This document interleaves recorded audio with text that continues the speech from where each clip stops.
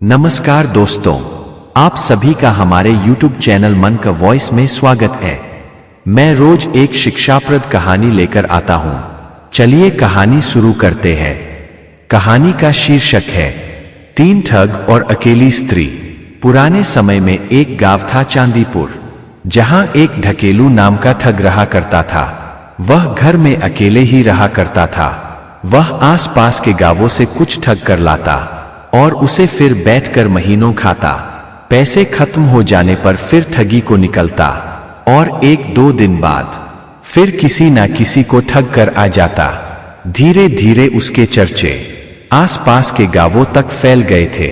लोग अब धीरे धीरे ढकेलू से सावधान रहने लगे थे। आसपास के गांव के लोग जल्दी उसके जाल में नहीं फंसते थे, तो उसे अब मुश्किल होने लगी थी। अकेले का भी खर्चा नहीं उठा पा रहा था और काम नहीं करने की आदत तो उसके पिछली 3 पीढ़ियों से चली आ रही थी। जब उसके गांव के लोग कहा करते कि ढकेलू, अपनी बाप दादा की चली आ रही आदत को बदलो और कुछ काम धंधा कर लिया करो, तो ढकेलू जवाब देता कि काम धंधा करना मूर्खों का काम है।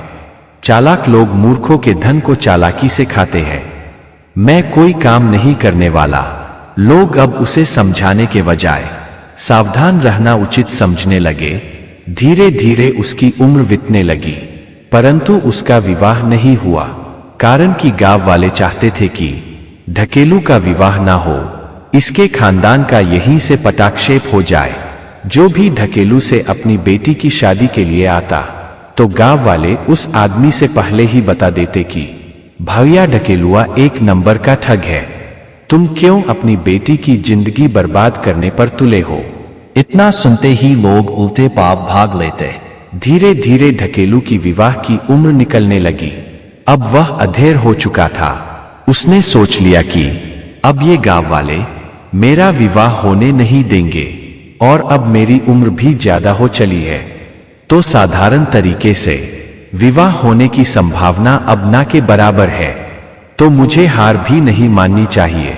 उसने सुन रखा था कि सोनपुर में विश्वविख्यात मेला लगता है, जहां पशु पक्षी ही नहीं, स्त्री पुरुष भी बिकते हैं।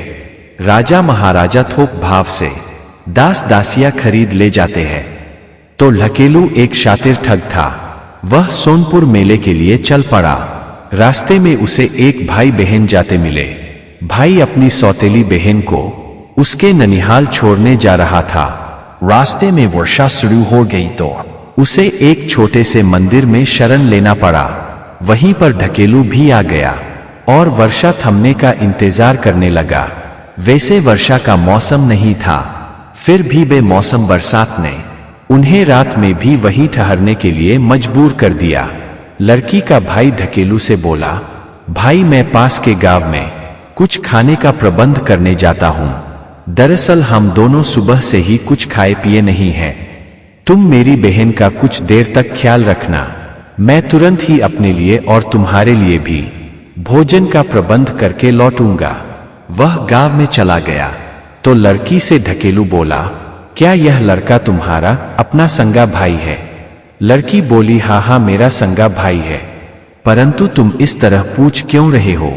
ढकेलू बोला, कुछ नहीं, इसे ही पूछ लिया। दरअसल मुझे कुछ शंका हुई थी। मेरे गांव में एक सौतेला भाई अपनी सौतेली बहन से बहुत प्यार करता था। एक दिन बहन को उसके ननिहाल छोड़ने गया था, परंतु ननिहाल में ना ले जाकर उसे सोनपुर मेला में बेच दिया। बेचारी बहुत सीधी साधी थी, भाई के चिकनी चुपड़ी बातों में आ गई। पता नहीं उसे कोठे वाले खरीद ले गए कि कोई राजा महाराजा दासी के रूप में ले गया, या कोई बूढ़ा उसे पत्नी बनाने के लिए खरीद ले गया। जमाना बड़ी खराब है, यहां भाई बहन के भी नहीं होते। इतना सुन लड़की के मन में शंका होने लगी कि सौतेला भाई चाहता तो मुझे वर्षा में भीगते हुए भी ननिहाल ले गया होता। उसे बीच रास्ते रुकने की क्या जरूरत थी? उसके मन में क्या है कौन जानता है। अगर मुझे बेच दिया तो बेमौत मारी जाऊंगी। मैं किसी गरीब के साथ एक रोटी खाकर गुजारा कर लूंगी, परंतु बिकने तो नहीं जाऊंगी।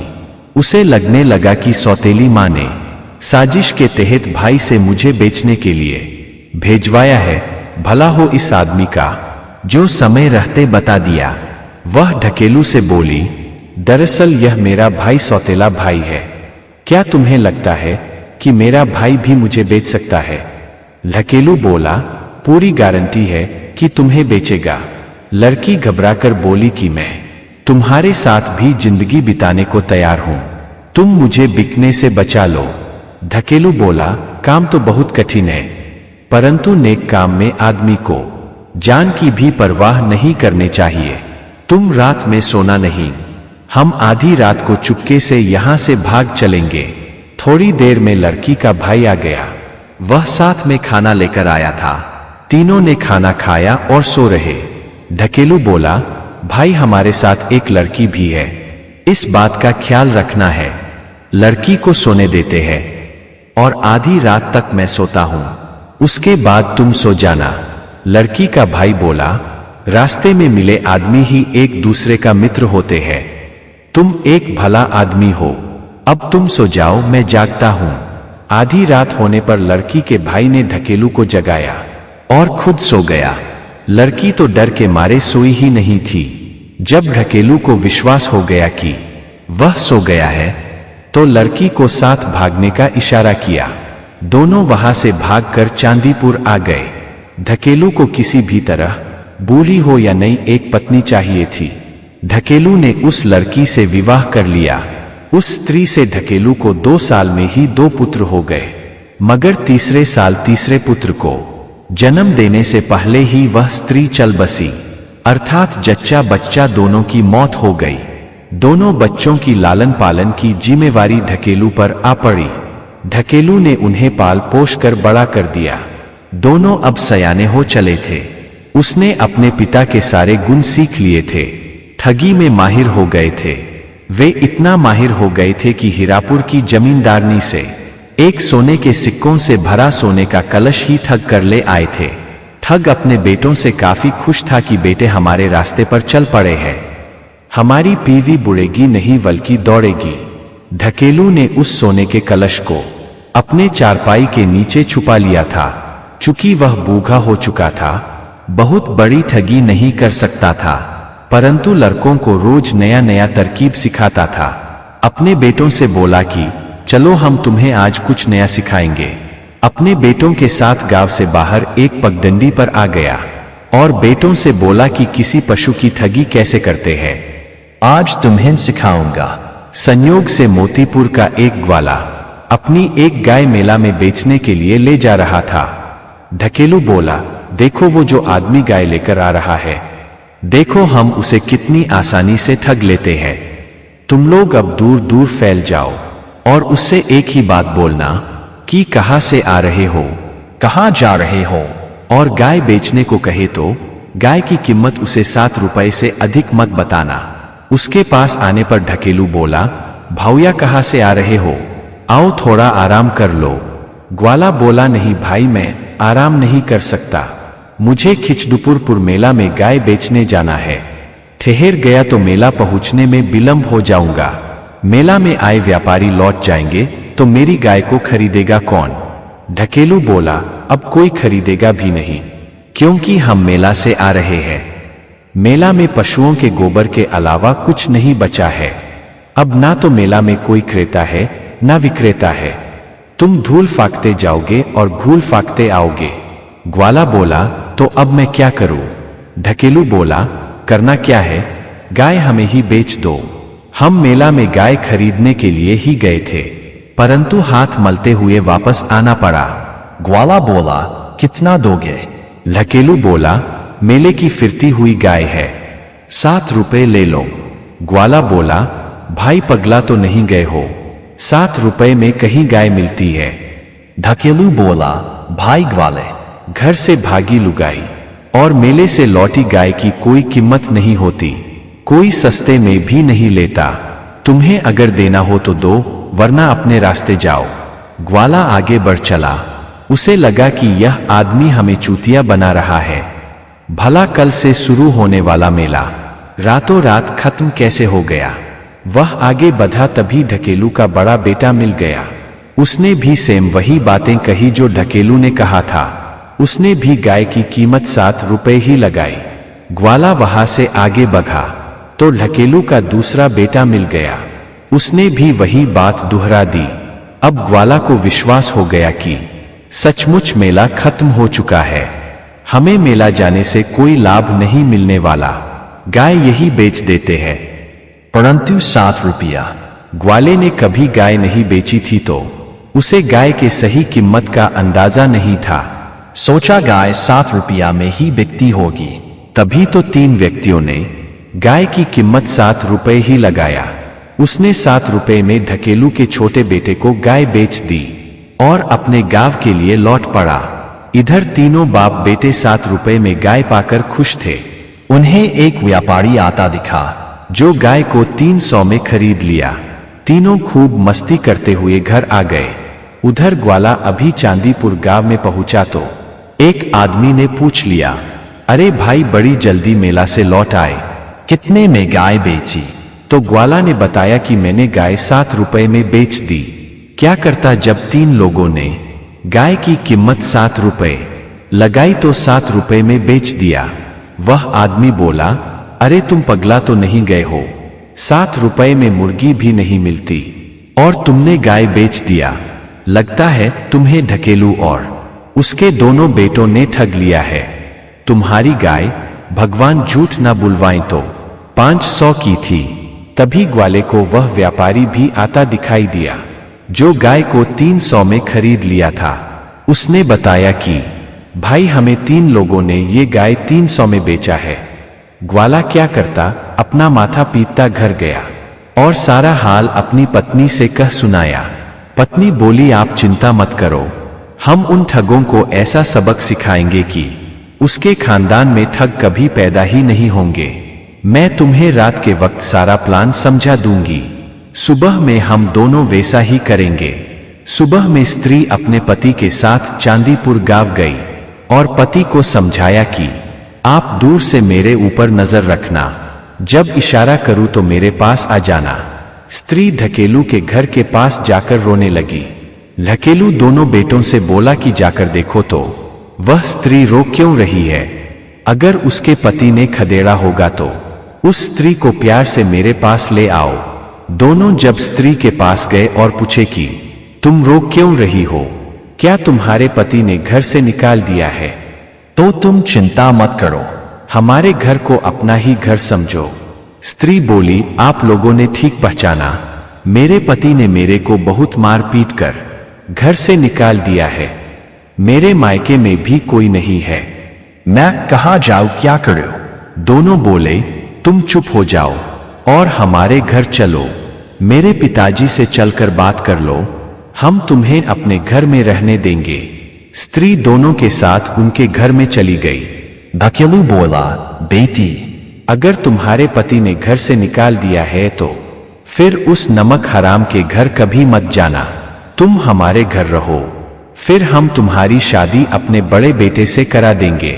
स्त्री बोली, अब मैं शादी करने में जल्दबाजी नहीं करूंगी, पहले देखूंगी कि कहीं हमारे पति के तरह आपके बेटे भी तो निकम्मे नहीं हैं।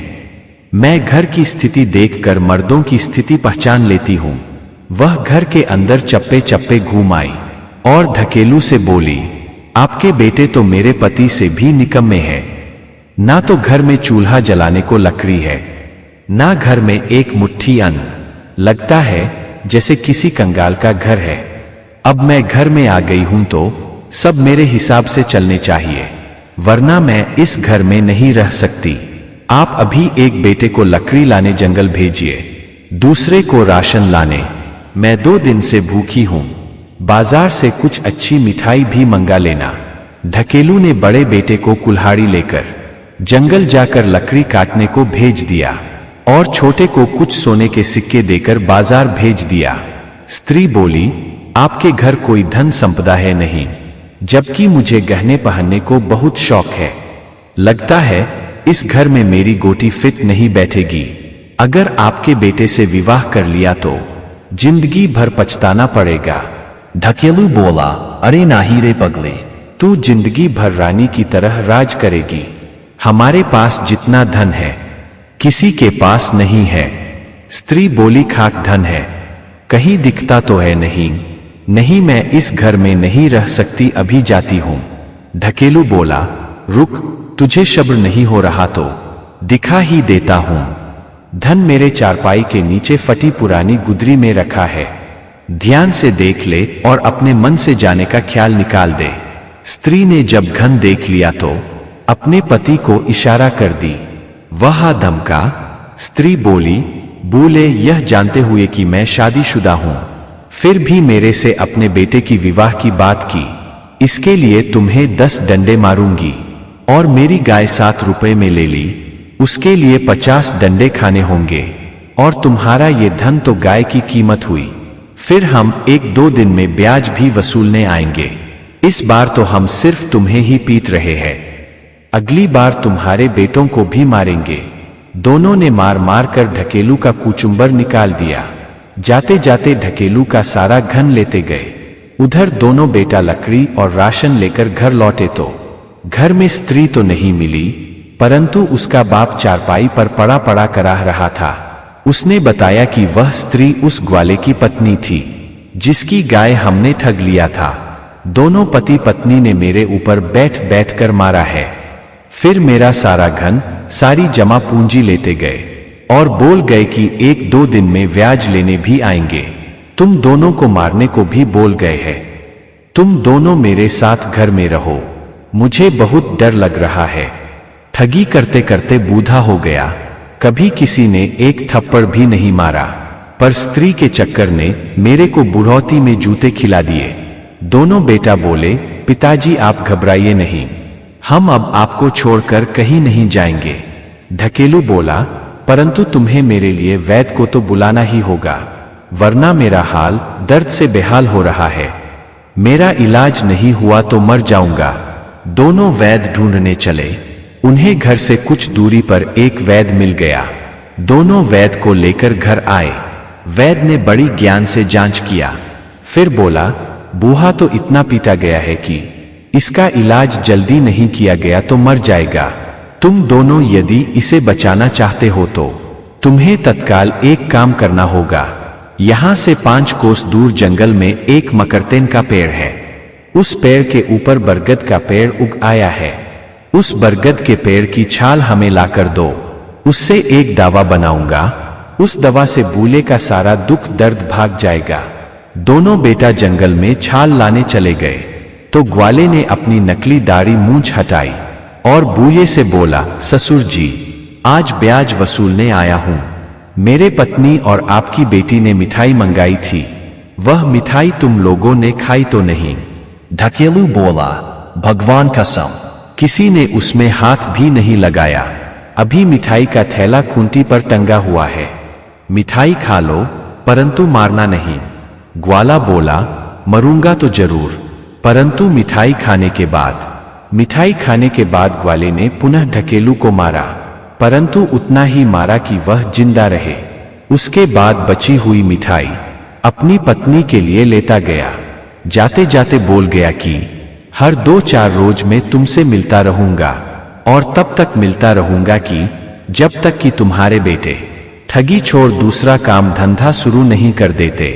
ठग के दोनों बेटा जब जंगल से छाल लेकर आए तो लकेलू ने बताया कि बेटा वह वैद्य नहीं था, वह ग्वाला ही था। वह मिठाई भी खा गया, उसके बाद मुझे मारा। फिर बची मिठाई लेता गया और बोल गया कि तुमसे मिलता रहूंगा जब तक कि तुम्हारे बेटे ठगी छोड़ नहीं देते। ठग के बेटे बोले, पिताजी आप घबराइए नहीं, हम ग्वाले को बहुत मारेंगे। ढकेलू बोला, बेटा तुम लोग जब मरोगे तब मरोगे, वह रोज मेरी हड्डियां तोड़ रहा है। अब उसके पास इतना धन हो गया है कि उसे जिंदगी भर और कोई काम ही नहीं है। अगर उसके पास कुछ काम है तो रोज किसी ना किसी तरह मुझे मारना। इसके बाद वह तुम दोनों को भी नहीं छोड़ने वाला, क्योंकि उसे अब रोजी रोटी तो कमाना नहीं। वह हमें मारते मारते इतना रीठ ना हो जाए कि हम सबको मार डाले। इससे पहले तुम लोग ठगी छोड़ कोई काम तलाश लो। लकेलू के बेटे बोले, पिताजी हम भी कोई कम नहीं, हम ग्वाले के घर जाएंगे और उसके बीवी बच्चों को पीट कर आएंगे। ढकेलू बोला, बेटे ऐसी गलती मत करना, उसकी स्त्री अपने पति से भी खतरनाक है। ढकेलू के बेटों ने अपने पिता की बात नहीं मानी और ग्वाले के घर पहुंच गए। घर में एक मोटी स्त्री थी। उसी से ग्वाले के विषय में पूछे तथा धमकी दिए कि हम ग्वाले को मार डालेंगे, उसकी बीवी बच्चों को नहीं छोड़ेंगे। फिर क्या था, वह मोटी औरत दोनों को पटक कर उसके ऊपर बैठ गई। वह कोई थुलथुल तोंद वाली मोटी नहीं थी, बल्कि पहलवान थी।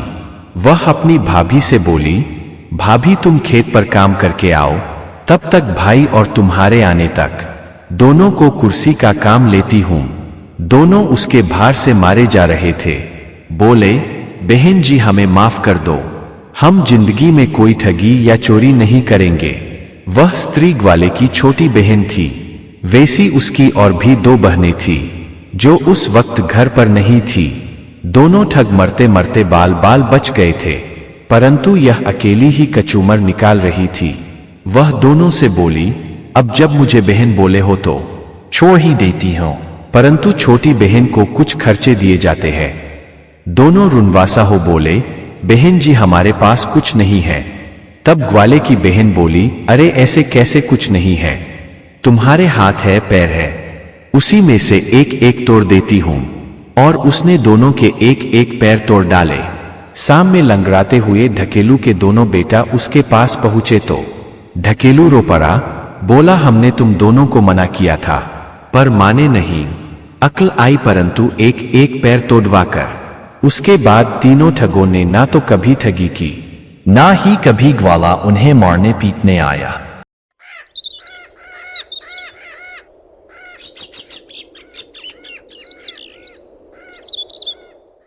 एक नगर से बहुत दूर एक गांव में धर्मा नाम का एक ब्राह्मण रहता था। ब्राह्मण बहुत गरीब था। वह पढ़ा लिखा भी नहीं था, इसलिए उसे जीविका के लिए भिक्षाटन करना पड़ता था। परंतु उनमें कोई गुण नहीं होने के कारण उसे उतनी भिक्षा भी नहीं मिल पाती थी कि जिससे ठीक से रह सके। किसी तरह अपना पेट भर ले रहा था। गरीबी के कारण उससे किसी स्त्री ने विवाह भी नहीं किया था। इस बात का उसे काफी मलाल था कि काश मैं पढ़ा लिखा होता, मेरे पास धन होता, तो मेरे पास पत्नी होती, बच्चे होते और लोग मेरा आदर करते। परंतु अनपढ़ गंवार को तो कोई दंड प्रणाम भी नहीं करता। किसी गृहस्थ ने उससे कहा था कि ब्राह्मण तुम सा सुखी इस वक्त कोई नहीं है, तुम्हें किसी चीज की फिक्र नहीं है, वरना स्त्री के साथ गृहस्थ जीवन शुरू करने पर बहुत सारे लफड़े हैं और गरीब आदमी के लिए तो स्त्री काल के समान है। अच्छा रहेगा कि आप शादी का ख्याल ही मन से निकाल दो। ब्राह्मण को उस वक्त बात अच्छी लगी, परंतु फिर किसी ने कह दिया कि बिना स्त्री का जीवन नरक के समान है। चाहे जैसी भी हो, एक घर में स्त्री होनी ही चाहिए। उस आदमी का कहने का मतलब जैसी भी हो का अर्थ था कि गोरी हो या काली हो, छोटी हो या बड़ी हो। उसका आशय कुलीन स्त्रियों से था, कुलक्षणी या व्यभिचारिणी स्त्रियों से नहीं था। मगर ब्राह्मण ने उसका अर्थ गलत निकाल लिया। उसने समझ लिया कि चाहे व्यभिचारिणी ही क्यों ना हो, उससे विवाह कर घर ले आना चाहिए। एक बार ब्राह्मण दूर किसी गांव से लौट रहा था। रास्ते में जंगल था। वह जंगल को पार कर रहा था तो एक घटना देखा। उसने देखा कि 2 आदमी एक स्त्री का हाथ पैर और मुंह बांधकर जंगल में जिंदा फेंक गए हैं। दरअसल वह आदमी अपनी स्त्री की व्यभिचार की आदत से तंग आ चुका था, तो उसने उसके हाथ पैर बांध शाम के समय जंगल में फेंक गया कि उसे कोई जंगली जानवर खा जाए। मगर उसकी मौत लिखी ही नहीं थी। ब्राह्मण वहां से गुजर रहा था।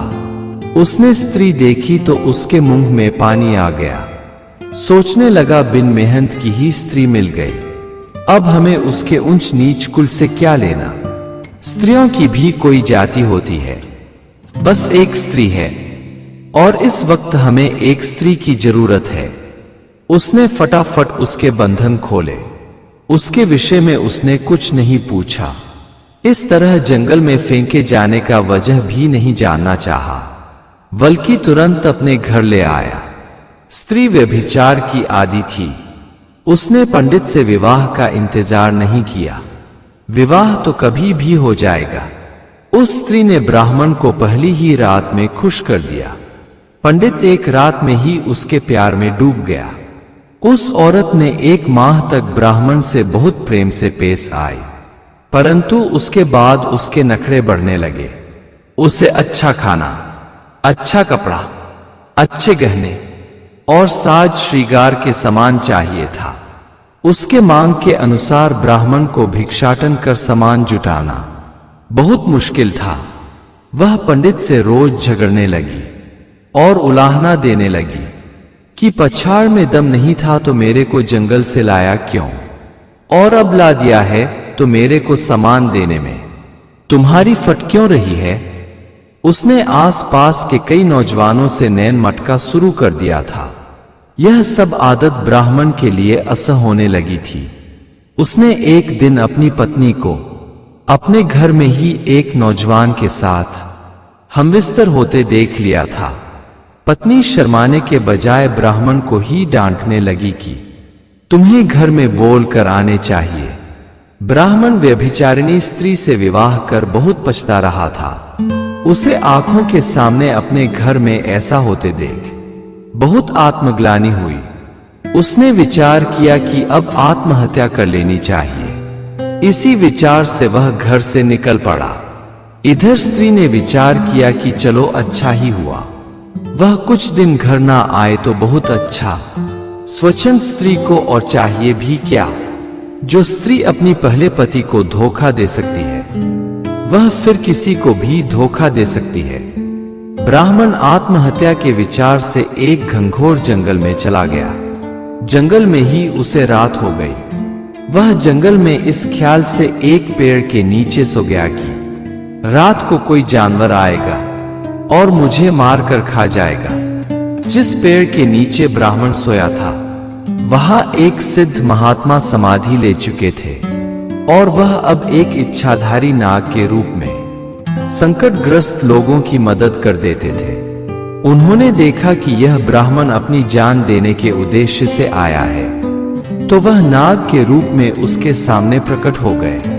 ब्राह्मण उन्हें देखते ही बहुत डर गया। चला तो मरने के लिए था, परंतु जान भी इतनी प्यारी होती है कि मरते दम तक आदमी जीवन की आशा रखता है। उस नाग ने मनुष्य की तरह बोलना शुरू किया कि ब्राह्मण तुम डरो नहीं, तुम्हें क्या कष्ट है ये बताओ, मैं तुम्हारी हर संभव मदद कर सकता हूं। तब ब्राह्मण ने बताया कि नाग देवता, मैं एक गरीब ब्राह्मण हूं। धन के अभाव में मेरी पत्नी मुझसे विमुख हो गई है। घर में खाने को अन्न नहीं है। मुझ मूर्ख ब्राह्मण को कोई भिक्षा भी नहीं देता। आठ मेरे पास मरने के अलावा कोई विकल्प ही नहीं है। नाग ने कहा कि मैं तुम्हें धन प्राप्ति के उपाय बताता हूं। यहां से कुछ दूर एक पहाड़ी है, वहां एक राजा राज करता है। उसके राज्य में हमेशा प्राकृतिक विपदा आती रहती है। उस राजा को मौसम की सही जानकारी रखने वाला एक मौसम सलाहकार की जरूरत है, जो राजा को सही और सटीक जानकारी दे सके। तुम राजा के पास जाकर मेरे बताए अनुसार सही जानकारी देकर बहुत सारा धन प्राप्त कर सकते हो। तुम्हें बस इस साल के 4 महीने के मौसम के हाल बताने हैं। अगले ही महीने से बरसात शुरू होने वाली है। इस साल बहुत भयंकर बरसात होने वाली है। राजा को यही बताना है कि जल्द से जल्द उसका सही प्रबंधन कर ले, बस तुम मुहमांगा इनाम पा जाओगे। ब्राह्मण राजदरबार पहुंचकर राजा से बताया कि मैं मौसम की जानकारी रखता हूं, अगले 4 महीने के मौसम का हाल बता सकता हूं। राजा ने कहा, हमें तो एक मौसम सलाहकार की जरूरत थी। तुम आ गए हो तो सही जानकारी बताओ।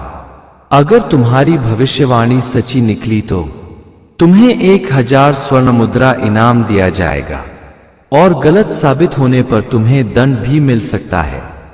ब्राह्मण ने पूरे आत्मविश्वास के साथ कहा कि महाराज का आदेश सर आंखों पर। राजा ने ब्राह्मण को 4 महीने तक रहने खाने का प्रबंध करा दिया और दूसरे दिन दरबार में भविष्यवाणी करने को कहा। ब्राह्मण ने बताया कि इस साल बहुत भयंकर बरसात होने वाली है, आप पानी निकासी का समुचित प्रबंधन करें। राजा ने वैसा ही कराया। ब्राह्मण की भविष्यवाणी 100% सही निकली।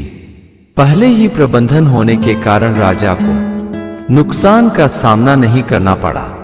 4 महीने पूरे होने पर राजा ने ब्राह्मण को 1000 स्वर्ण मुद्रा के साथ और भी बहुत सारा उपहार देकर विदा किया।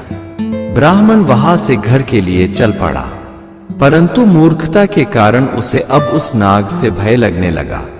उसने सोचा कि कहीं राजा कभी जंगल में जाता है और वह नाग उसे सच्चाई बता देता है कि भविष्यवाणी ब्राह्मण ने नहीं बल्कि मैंने की थी, तो राजा मेरा सभी सामान वापस लेकर दंडित भी कर सकता है। ब्राह्मण उस पेड़ के पास गया जहां उसने नाग को देखा था। उसने वहां नाग की बाबी को भी देखा जहां से नाग निकला था। ब्राह्मण ने सोचा उस बाबी पर लकड़ी रख, अगर आग लगा देता हूं तो यह नाग बाबी में ही मर जाएगा। इस प्रकार ब्राह्मण ने जंगल से बहुत सारी लकड़ियां इकट्ठा कर उसके बाबी पर रख आग लगा दिया और आराम से अपना धन लेकर घर चला गया। जब उसकी व्यभिचारिणी पत्नी ने देखा तो उसकी आंखें फटी की फटी रह गई। उसने उतना धन कभी देखा ही नहीं था। वह ब्राह्मण से उसके साथ किए गए दुर्व्यवहार के लिए क्षमा मांगने लगी तथा कुछ दिनों के लिए अपने यार दोस्तों को घर में नहीं आने की हिदायत दे डाली। उसे तो किसी तरह ब्राह्मण को विश्वास में लेकर उससे धन हड़पना था। उसे ब्राह्मण से कोई लगाव नहीं था, बस धन से मतलब था। व्यभिचारिणी स्त्री को बड़े अंग वाला पुरुष खास पसंद होता है। उसे पाने के लिए हर तरह की सीमा लांघ जाती है। उस स्त्री को भी एक नवयुवक पसंद आ गया था। स्त्री 1 माह तक तो ब्राह्मण की खूब सेवा सत्कार की। जब सारे पैसे उसके हाथ में आ गए तो एक दिन प्रेमी के साथ मिलकर ब्राह्मण को बहुत मारा पीटा। ब्राह्मण को पुनः घर छोड़कर भागना पड़ा। अब उसे नाग का भी सहारा नहीं रहा, क्योंकि उसे तो आग में जला डाला था।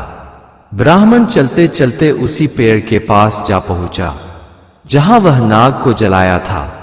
वह उसी पेड़ के पास लेटकर कुछ सोचने लगा। तभी उसने देखा कि उसके पास नाग प्रकट हो गया है। नाग को जीवित देख ब्राह्मण बहुत डर गया। उसे लगा कि आज नाग मुझे जीवित नहीं छोड़ने वाला। ब्राह्मण भागना चाहता था, परंतु नाग से बचकर कहा जा सकता था। वह नाग से अपनी गलती के लिए क्षमा मांगने लगा। तब नाग बोला, ब्राह्मण, हम तुमसे नाराज नहीं हैं, परंतु आश्चर्यचकित जरूर हैं कि तुमने यह गलत कदम उठाया कैसे। कोई भी ब्राह्मण इतना कृतघ्न नहीं हो सकता कि मदद करने वाले को नुकसान पहुंचाए। खैर छोड़ो इन सब बातों को। अब बताओ फिर से तुम्हें जंगल में क्यों आना हुआ। तो उसने बताया कि राजा से मिले सारे पैसे पत्नी ने खर्च कर दिए और इस बार मुझे बहुत अपमानित कर घर से निकाल दिया है। अब मैं लौटकर उस स्त्री के पास नहीं जाने वाला। आप कोई मेरी मदद करो। नाग ने कहा, तुम पुनः राजदरबार जाओ। ठंड का मौसम शुरू होने वाली है। इस साल बहुत कड़ाके की ठंड पड़ने वाली है। तुम राजा से यह भविष्यवाणी कर देना। वैसे राजा से तुम्हारा परिचय पहले से है। ब्राह्मण राजा के दरबार में पहुंच गया। राजा इस बार ब्राह्मण का बहुत सत्कार किया। ब्राह्मण ने इस बार भविष्यवाणी कर बताया कि इस साल बहुत भयानक ठंड पड़ने वाली है। आप अपने राज्य के लोगों के लिए गर्म कपड़े का प्रबंध करके रखें। राजा ने इस बार ब्राह्मण को 4 महीने रोक कर नहीं रखा, बल्कि 1000 स्वर्ण मुद्रा देकर विदा कर दिया।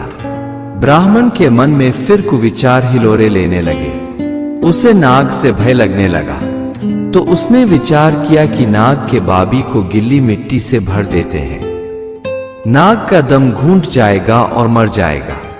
उसने उस पेड़ के पास जाकर नाग के बाबी पर बहुत सारी गिल्ली मिट्टी डाल दी और वहां से अपना धन लेकर घर के तरफ चल पड़ा।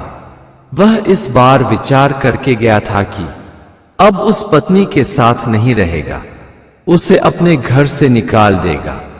परंतु उसकी स्त्री ने जब जान लिया कि बहुत सारा धन लाया है, तो उसे घर में ले जाकर उसके गुप्त अंगों को छूने लगी और उससे अपनी गलती के लिए माफी मांगने लगी।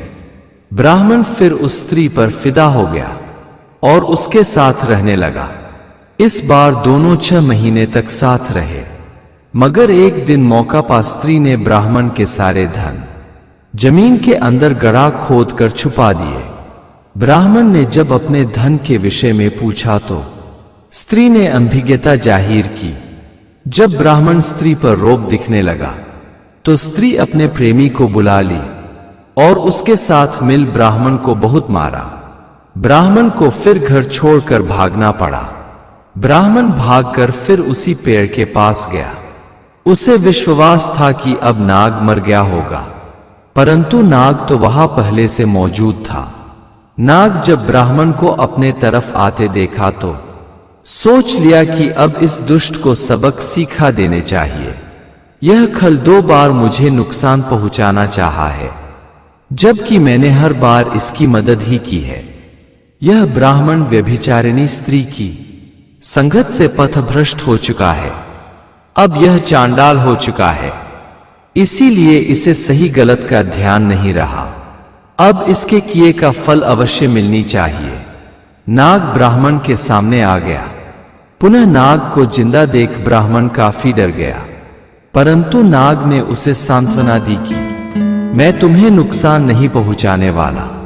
हाँ, इस बार भी अगर तुम्हें धन की आवश्यकता है तो तुम राजा के पास जाओ और भविष्यवाणी करो कि इस बार भयंकर सूखा पड़ने वाला है। राजा समुचित प्रबंधन करे, जलाशयों को पहले से भर कर रखे, नदी नालों के बांध के पानी को बेकार ना बहने दे।